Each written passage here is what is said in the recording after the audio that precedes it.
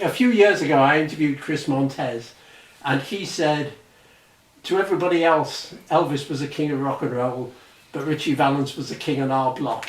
Is that how you felt, Sean? I believe that's correct. Yeah. Yeah, So when Richie Valens came along, you thought he was great?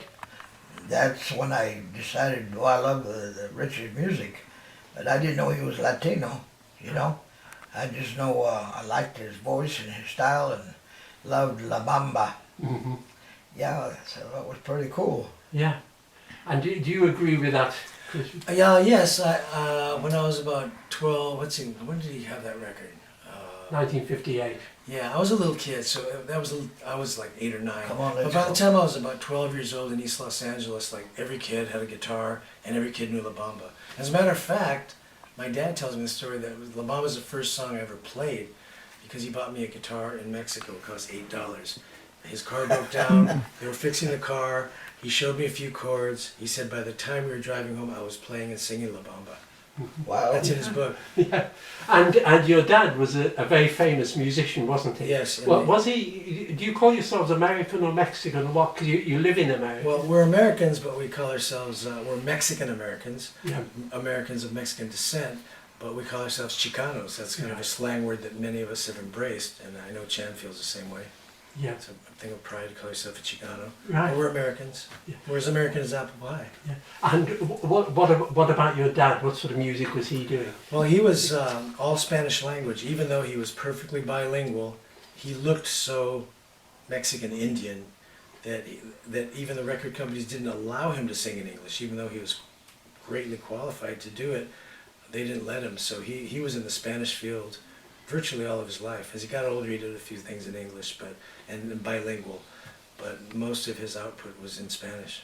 But he was great in all styles. He could write and sing in all styles, and with no musical education, all natural. Yeah. And I've got a Ry Cooder album where he's doing some of your father's songs. So how did that come about? Ry Cooder decided to do an album based on the story of the Dodger Stadium in Chavez Ravine. In order to build the stadium, they had to tear down a Mexican-American barrio, neighborhood. And so using the law of eminent domain, they kicked everybody out, tore down the town, the district, and built the stadium. So it was a great injustice. So Ry Cooder decided to do an album with that theme. Yeah. So he wanted to hire a lot of Mexican-American musicians to tell the story. And he said that my dad was the first guy he wanted to get, the cornerstone of the project. So it was really funny. So he contacted my dad, and my dad didn't know who the heck Ry Cooder was. Mm-hmm. And Ry called him and, hey, we need you to be part of this project. We'd like you to write a song. And, okay. And he would kind of ignore Ry Cooder. And one day my dad said, this guy keeps calling me and bugging me, Cy Cooder. I said, Ry Cooder? Dad, please, call him back. This is really important. This guy's really amazing, legendary guitarist and producer. So finally, I talked to Ry, and I said, look, just tell me what you need, and I'll get my dad to do it. So he said, I need a song about, these boxers, and they were from Chavez Ravine, and blah, blah, blah. So I called my dad and said, Dad, you got to do this.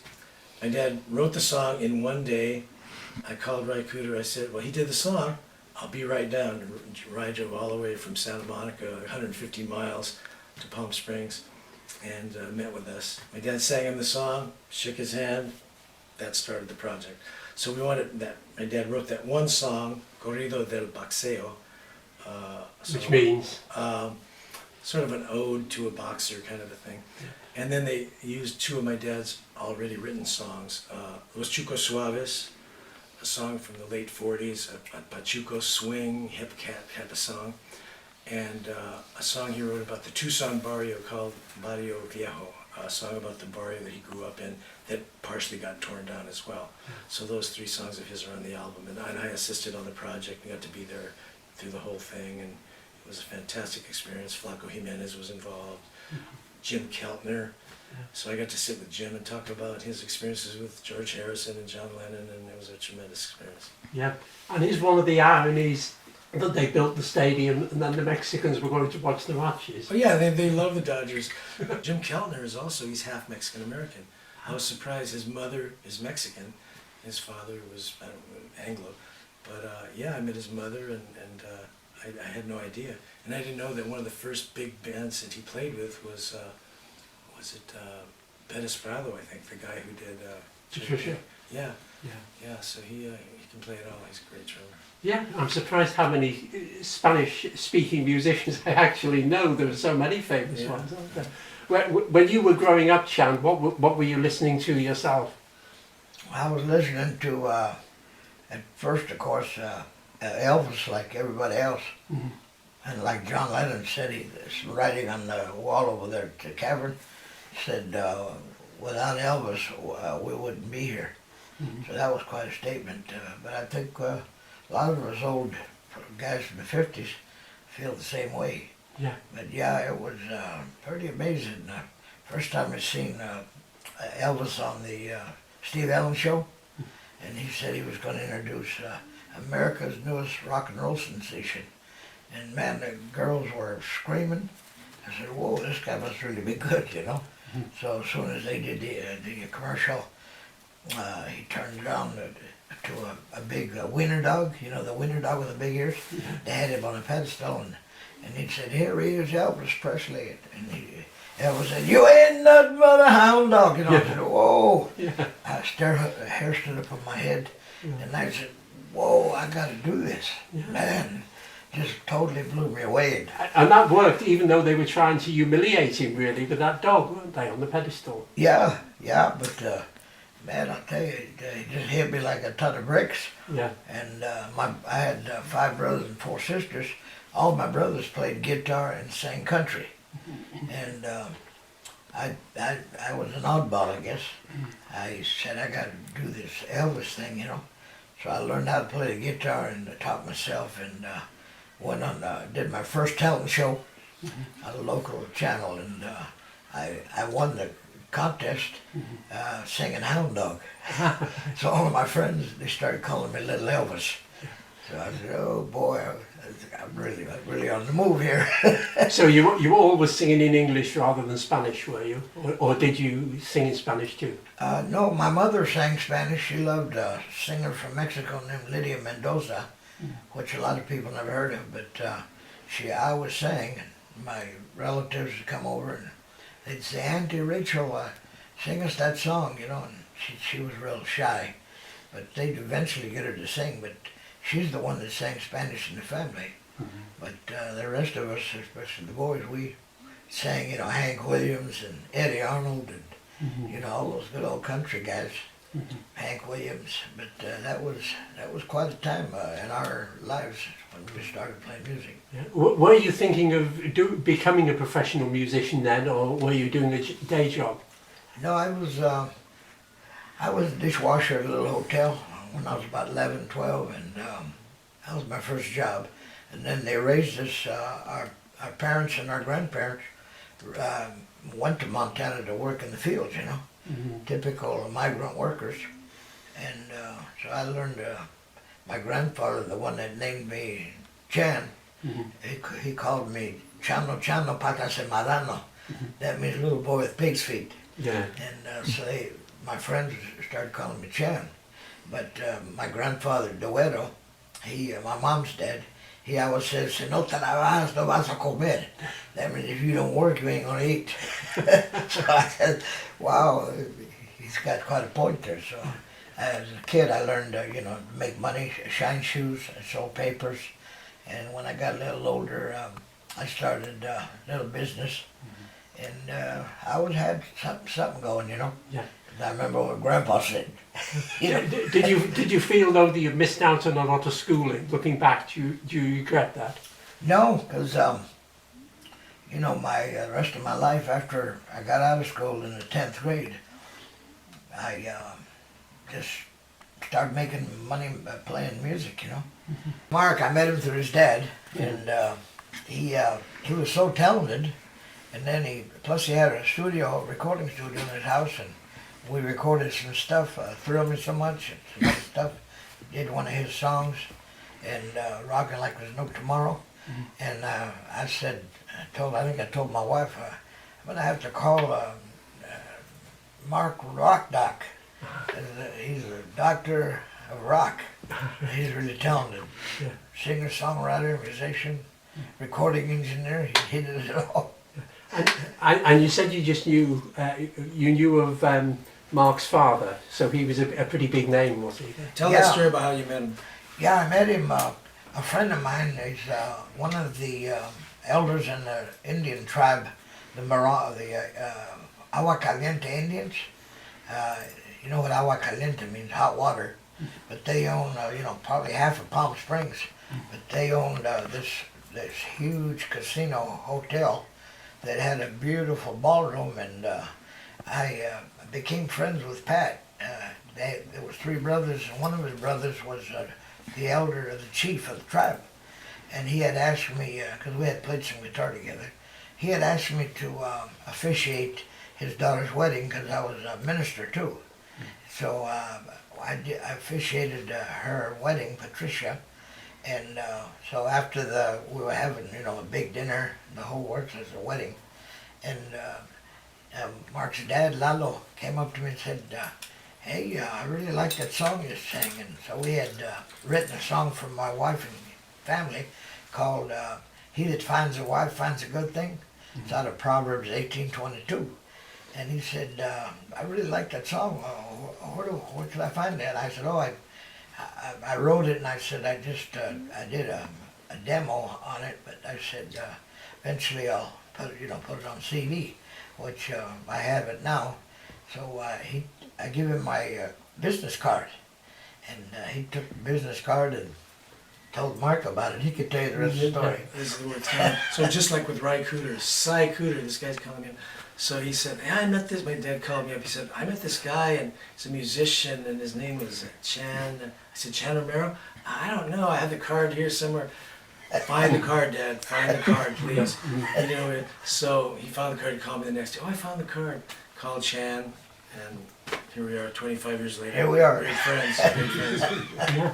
And have you written songs together as well?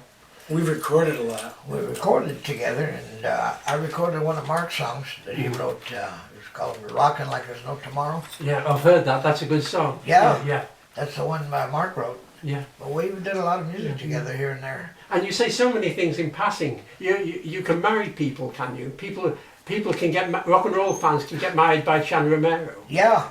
Yeah. In fact, I did a wedding for a guy that backed us at Emsby. Mm-hmm. He had a group called Rough Diamonds, and it really shocked me. They called me to do this wedding at the Elvis house. Mm-hmm. They rent the Elvis house where Elvis lived in Palm Springs. They rent it out for weddings and different things. And they called me and said, there's a couple getting married here. The girl's Mexican-American girl from up north, and the guy she's marrying said he knows you, and he's from Australia, no, from England. And I said, oh wow, I wonder who that is. So anyway, I met him at the wedding, and I was really surprised. It was the lead guitar player for the Rough Diamonds. Does that mean you're a minister then? Yeah, I'm an ordained minister. I've been ordained for quite a few years. Yeah, so that's been one of your main occupation, has it? I would say so. I'm the keyboard player at our church, and Tony's been there. Mm-hmm. He videotaped one of our praise and worship services. But yeah, I do the praise and worship for our congregation, and then there's 4 ministers. I'm one of them, and I preach once a month. The other ministers, we all take turns ministering, you know. Mm-hmm. Right, so Elvis comes along, you start performing, and at what stage did you think, I'll write my own songs? You know, that kind of came, but I guess I have to say by accident, because when I was 16, summer of 58, my cousins had been trying to get me to come to California to visit them. Of course, I didn't have, enough money. I had a little job washing dishes, shining shoes, selling papers. But so the summer of 50, I decided I'm going to California. So I got my thumb out there, started hitchhiking, and I got to Vegas, and I was almost there. So at the edge of the city, they got a big sign, no hitchhiking. I said, oh Lord, what am I going to do now?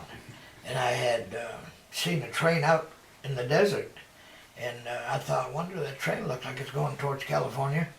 So I ran out there. I was in pretty good shape. I had been in boxing and doing sports, basketball, football, and track. And I ran out to that desert and I jumped on that train. It was moving real slow. And I was hanging on, the stair thing on one of the boxes. And That's quite a daredevil thing to do, isn't it? yeah, but, at that time you're a young kid, you're bold and you think you can conquer the world. So the conductor, the guy, the back of the train, he saw me and he jumped out and he come running, cussing me out. Said, "You stupid kid," he said, "don't you know this train, we're going through Death Valley?" I said, "No, I thought it looked like you were heading towards California." He said, "We are, but we're going through Death Valley and it's so hot, you could die out here." He said, "You get back there in the back." He said, "In the caboose," he said, "there's a bunk bed set, just lay still till we'll be about 3-4 hours." And so he said, "There's water in the cooler." He had one of those ice boxes with a big cube of ice. And so, man, I was really happy. I thought, boy, this is the coolest thing that's happened to me on this whole hitchhiking trip. So he saved your life, really. Yeah, really, that's what he did. So we got to East Los Angeles, and the train was going to slow down. He told me, he said, it was about 5, 6 in the morning. He said, the train's going to slow down to make some changes. And he said, when I tell you to go, you jump off here, off the staircase here, and we're going slow enough where you won't have to worry. You're in pretty good shape. So yeah, about 5, 6 in the morning, he said, "Okay, get ready to go." So he said, "Go," and I jumped off the train, and luckily I was just about a mile from my family's home. And I showed up at their house. It was about 7 o'clock. And Albert, my dad's nephew, my dad's sister's son, he said, by God, he was shocked. He saw me and he said, "What? How did you get here?" And I said, "I just got off the train." So he told me, he said, "I know you don't know anybody here." And he said, "But I got an electric guitar and an amp." He said, "And I heard you like music." So he said, "You're welcome to use the amp and guitar." So I just started fooling around with it, and then I ended up I wrote "Hippy Hippy Shake" and "My Little Ruby" and all my first songs. Yeah. If I Had a Way. Yeah. And Hippy Hippy Shake, had you thought, I'll write a dance song? I saw Nancy Kwan on the River Kwai in that movie, and I loved the way she said, "For goodness sake!" And I thought, wow, that's so cool. And I just grabbed my cousin's guitar one day, and it just came out, "For goodness sake, I got the hippy hippy shake." So but I realized, wow, I wrote a song.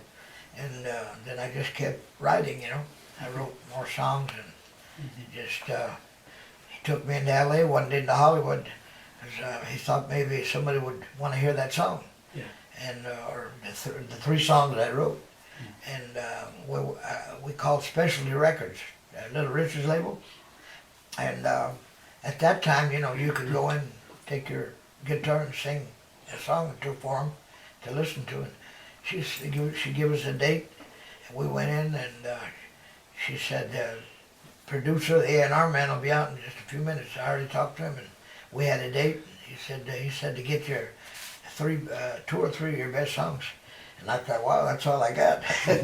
So he come out with a hair slicked back, big lock nose like me and Mark's. And he was an Italian guy from New York.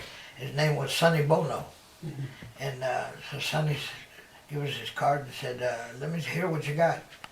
And so I sang "My Little Ruby" and "Hippy Hippy Shake" and "If I Had a Way," the only songs I had. And he said, "Yeah, I like that Ruby song." He didn't say nothing about "Hippy Hippy Shake," But he liked "My Little Ruby." He said, I told my cousin, he said, have Chan tighten up that song and come back and see me in a couple of weeks. So, boy, I was excited. Whoa. And so he took me back home, and I started working on that song to death. And about that time, my dad called from Montana. This is his nephew. And he said, "I'm going to send a bus ticket. Can you put Chan on the bus? I need to get him back home because he's got to get to school. School's getting ready to start." So that was the end of my career with Sonny Bono and Specialty Records.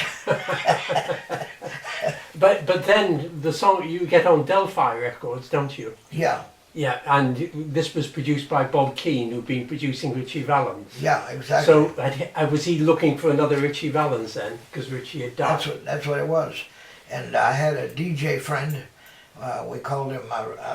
Mark called him the Redbeard. That was Tony called him. Tony calls him a Redbeard. He was a redhead, right? Yeah. But he used the name Weirdbeard, the Weirdbeard on the radio, and he was the first jockey that I can remember playing rock and roll, and he heard our band somewhere along the way and took a liking to us, and he started to promote little record hops and gigs with the radio station, and one day he called me. It was in October, and we had our first snow, and he said. He told my mother, have Chan give me a call. I wanted to come out to the station. So make a long story short, I went out there and he said, I want you to hear this record. And it was a little green label. It said Delphi Records. He said, he played it and he said, that sounds like you. He said, a couple of the other jocks agreed with me that sounds like Chan. And so he recorded, a few weeks later, he called me to come and record the songs that I had written, put them on a 2-track tape. Remember the old reel-to-reel? Yeah. And that was in late October. And So this was a Richie Valens record that they thought you this was sounded Richie's like. song, Donna and La Bamba. Mhm. And I said, man, I love those songs. I said, I'm gonna have to get a record and to learn those songs. He said, yeah, that sounds like it. So we played for a while. The holidays came. And then on February 3rd was that fatal airplane crash where Richie and Buddy Holly and the Big Bopper got killed. And so the Weirdbeard sent that tape to Delphi. And it was about a week, 6-7 days when he got a call from Bob Keane. Bob Keane said, I really like this kid's voice and his writing sounds good too. He said, I'd like to sign him to Delphi. So, make a long story short, I ended up catching a train to L.A. and I met Bob. But this time paying for the ticket, the train ticket, right? You didn't hop that train, did you? I didn't hop that one. No, this one was paid for. But I was scared to fly because after what happened to Richie and Buddy and the Bopper, I said, I don't want to fly. I'll go by any other way that I can get there. You know, bus, train, hitchhike again. But we ended up going to the studio and I met the Wrecking Crew that was going to back me in the song. Barney Kessel, the jazz guitarist. When Bob introduced me to him, I said, "Are you the same Barney Kessel that played Cry Me a River and Julie London?" And he said, "Yeah." I said, "Oh my God, I better get out of here." I felt intimidated, you know. And I didn't play much guitar at the time, but we recorded that. And them guys really kicked butt. They did the song, and then the next session we had, I met Richie's mother. Bob had called her and told her that I had come from Montana and he wanted me to meet her.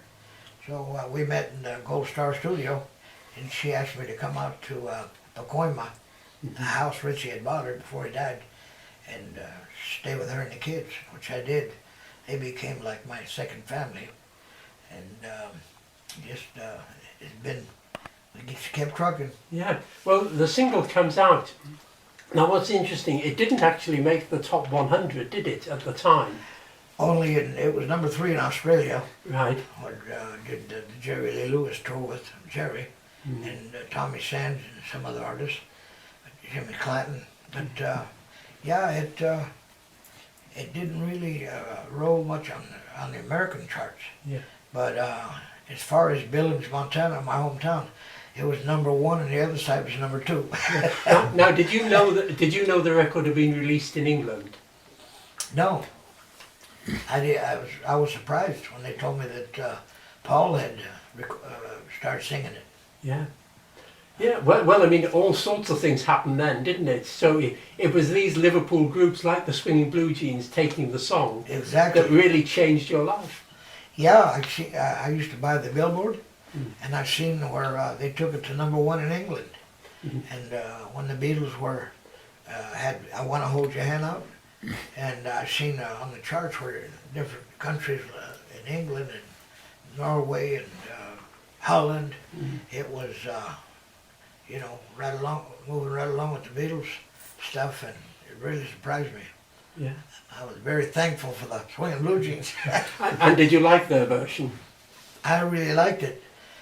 First time I heard it was we was working with the country singer Roy Clark. You remember Roy? Yeah. We were doing a gig with him at Golden Nugget, the casino there in Vegas, and we were on our way home that night, the band, and they had the radio on, and here come the song, and one of the guys says, "Chad, isn't that your song?" And I listened, I said, "Yeah, sounds like the Beatles," I said.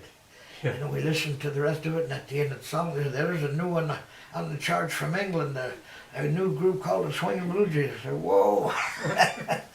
So man, I was pretty tickled, and like I've told a lot of people, my wife and I had 12 kids.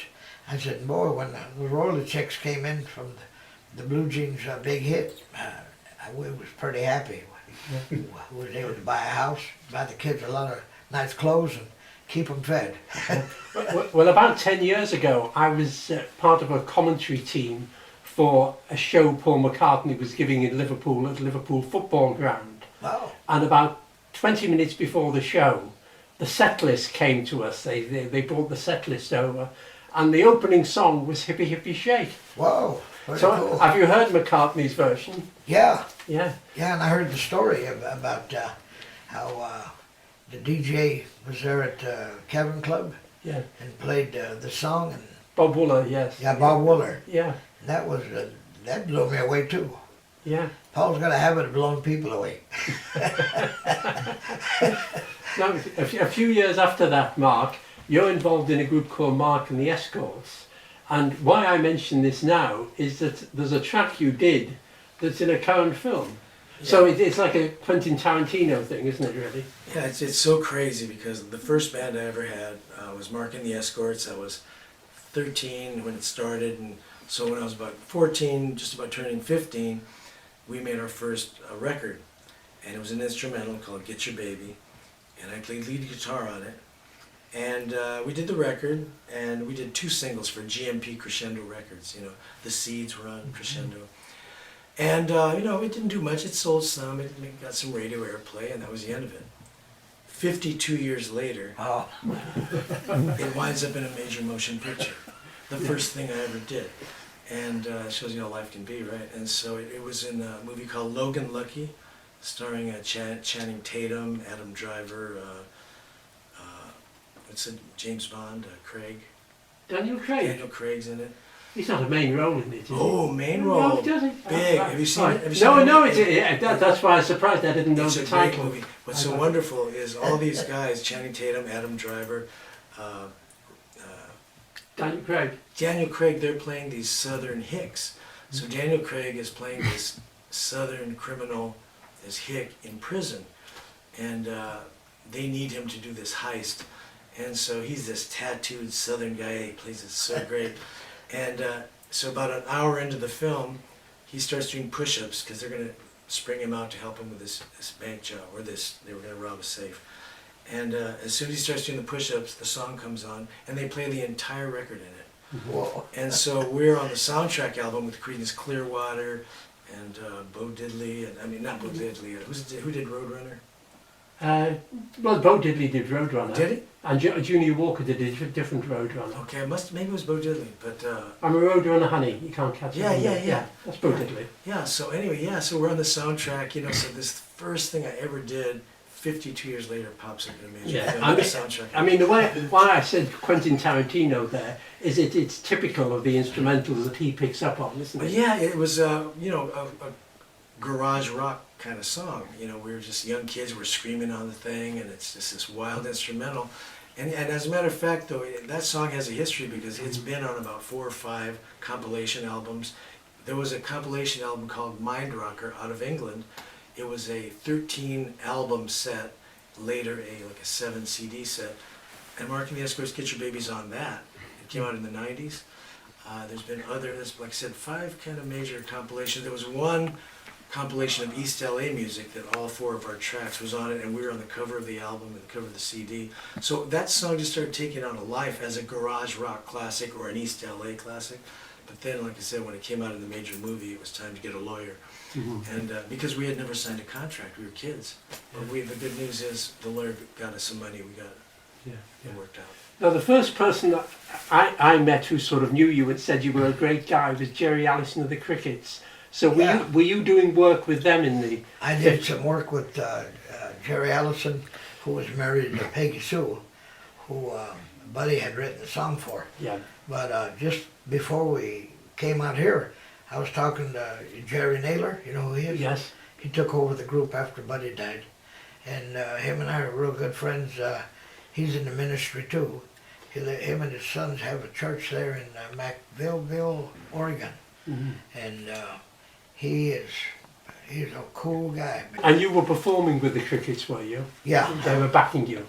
I worked with the Crickets for several months, and with Jerry Allison, Jerry Naylor. He was sounded just like Buddy, sing his songs just like him.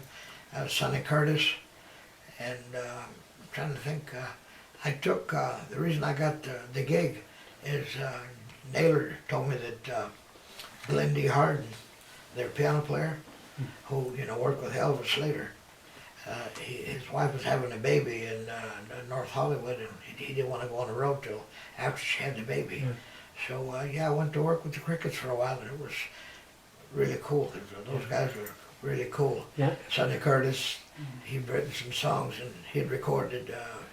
They used one of his songs, "I Fought the Law," and the Law won.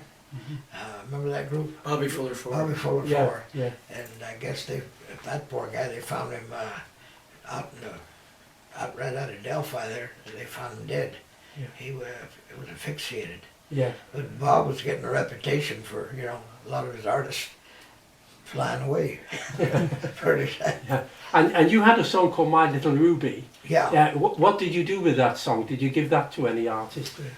Well, that was my second record on Delphi, and when Hippy Hippy Shake hit number 3 in Australia, I was called to go about a week early to do some promotion. And so Bob Keane says, when you get back from Australia, we need to go in the studio and finish up some tracks. But Richie's mom had told me, con cuidado con el Bob, and that means be careful with Bob.